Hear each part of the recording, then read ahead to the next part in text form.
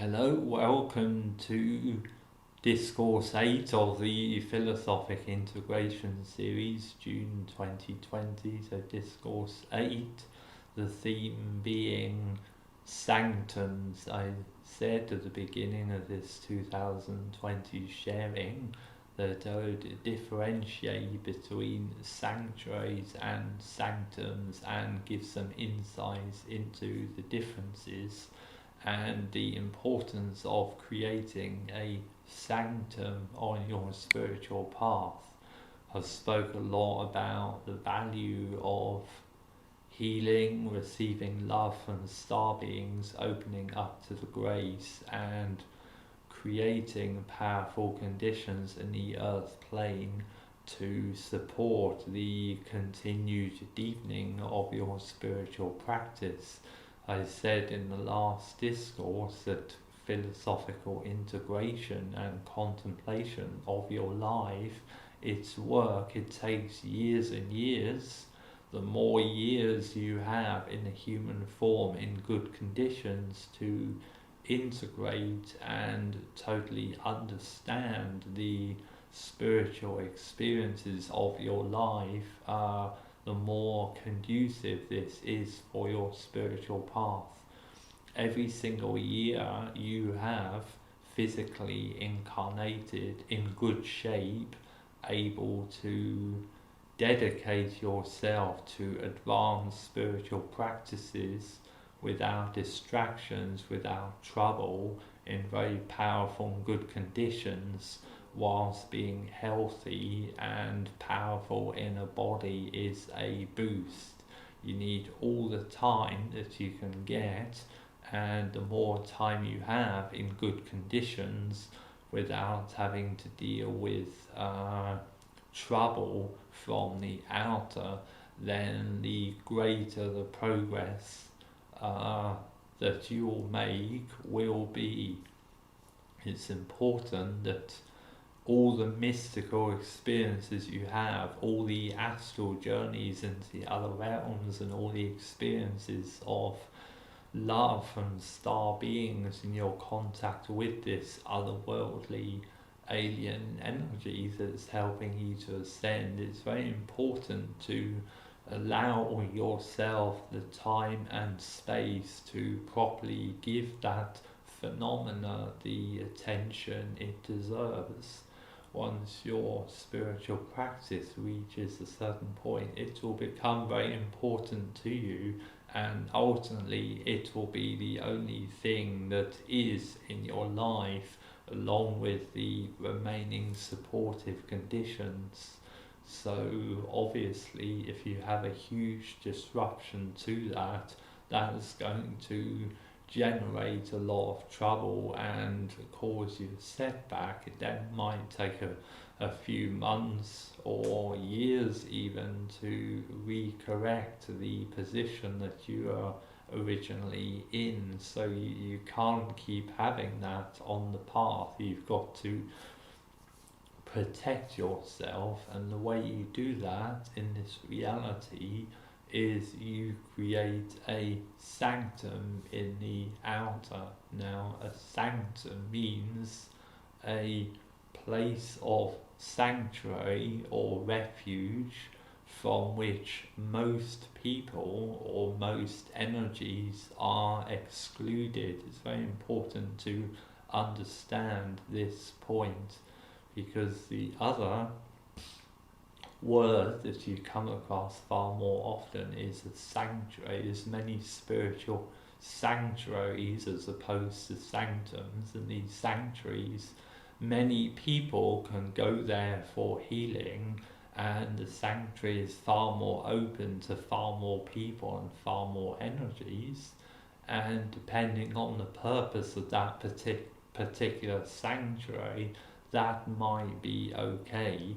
But for an ascending being, you don't want to have a sanctuary is open willy-nilly to all kinds of people. So you have to be a lot more selective in your energy. So when you learn the lessons of discernment in the outer and only having a few chords with other people in your soul group. You're doing the inner work for creating the outer conditions for building this sanctum or monastery or a semi-monastic retreat center, so to speak, that you want to create.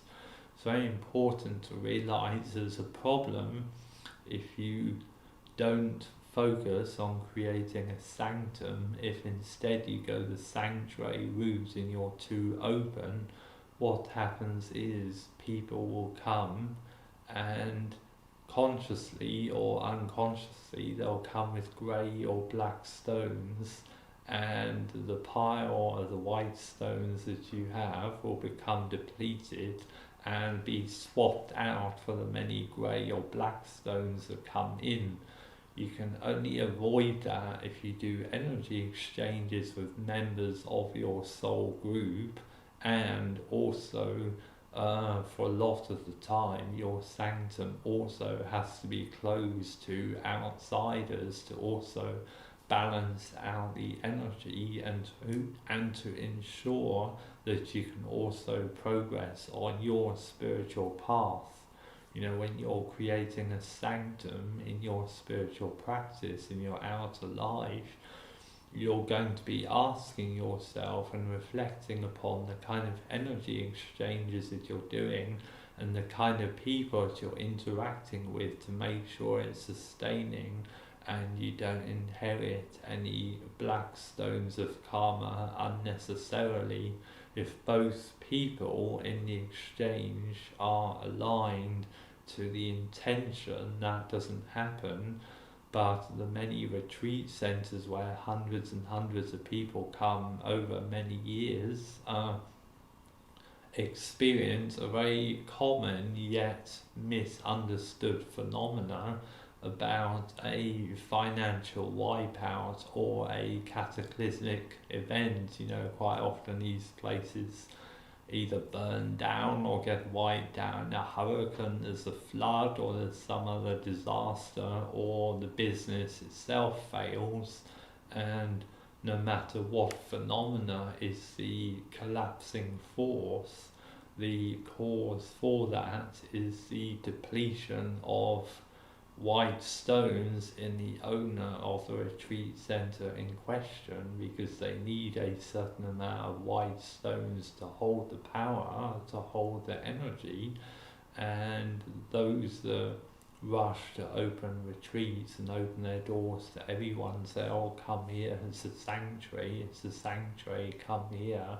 I've seen this happen in so many retreat centres. It's no longer sanctuary, it's just a place where people come and bring a lot of black stones or grey stones. They release a lot of stuff, but at the same time there's not like a respectful balance of energy there, or there's just an overload of energy coming in from the outer that overwhelms the inner, and then that sanctuary isn't a sanctuary anymore and the whole thing collapses. So there's many spiritual retreat centres in their enterprises going through that story, playing out in many different situations, and that is something you don't have to go into. And fortunately, I had the fortune to witness those dynamics playing out in other people that I knew in my life, so I didn't go and make the same mistake. So I released this whole idea of Ascension Center for Humanity or Big Sanctuary, and instead decided to go for the Sanctum route. And the Sanctum route, as I said, is excluding almost everyone save for a few people that are aligned to doing a spiritual work. You know, when you've attained such a high level of vibration, when you've done so much of the earthly work, the truth, the metaphysical truth, you can't share this benefit with everyone. In most situations you have to shut up and have nothing to do with the outer world. There'll only be a very few instances where you can open yourself and allow other people into your energy. You have to get that right, you have to manage it. Otherwise, you're going to have a big setback on the spiritual path. And to use the ark analogy, you're going to have a puncture in the hull of your boat and you're going to start leaking water, and then all the other energies of the outer world that aren't so aligned to the spiritual ascension path can then get a hook in your energy in the astral, and then you can run into a lot of trouble. So the Sanctum model is kind of the last step on the journey that's kind of just about visible to the conventional humanity. Beyond that, you have immortal masters sitting out in caves or meditating up in the Himalayas, and you have no idea where they are, and if you went to look for them, the chances are you'd never find them. They're there, but they're protected. They've got like a super sanctum, so to speak, because they've reached such a high grade of awareness, either immortal and doing some particular important work on the planet, or they're on the cusp of becoming immortal, and they've had to totally and utterly remove themselves from the energy of the human race.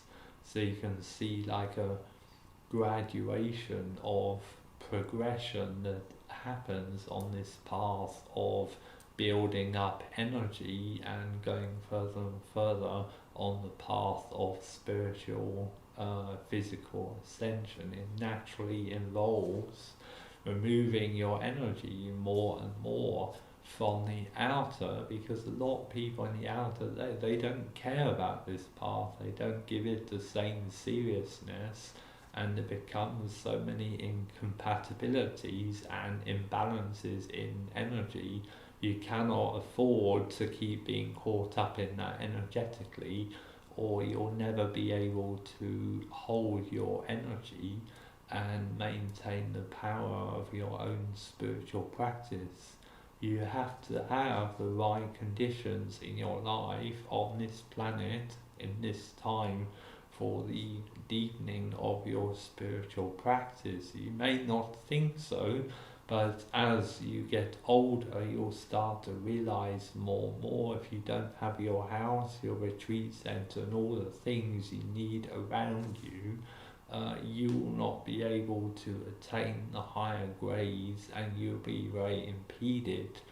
And having said that, once you've also manifested all that, if you then allow the wrong people in, also you're going to start to leak the energy of your manifestation, and if you do it enough, ultimately your manifestation will collapse. And this is the phenomena as to why so many retreat centers go down the tubes, or after many people have been coming and the land isn't cleared properly of the energy release there, particularly with ayahuasca, then there tends to be natural catastrophes like fires, floods, or rock slides that kind of wipes out the whole thing, and it's like a redo from start. If you have the proper sanctum, you don't have to do that redo from start, because sanctum by its very nature is refuge. You want refuge from karma, it has to be a perfect and strong refuge, and it can't let any other trouble in. So this is what I mean by creating a sanctum. Not everyone can do it right away, because first they have to resolve their karma with the world, whatever earthly experiences they've got to have. They need to have them to purify their karma enough in order to be able to receive the grace, so that they then are in the position to withdraw from the world and spend many years in spiritual practice, free from the need to work. So that's the concept of a sanctum explained, and you can also reflect upon that in your own practice if you have a retreat center or you're in the process of creating one. Take on board what I've said and also reflect on some of the experiences I've had in my life with other retreat centers and some of the events I've seen happen in the outer. Do reflect upon all of that and take that on board when creating your own sanctum for deepening your own spiritual practice. So that's all for now, and I will be speaking to you in Discourse 9, Free Spirit Dance.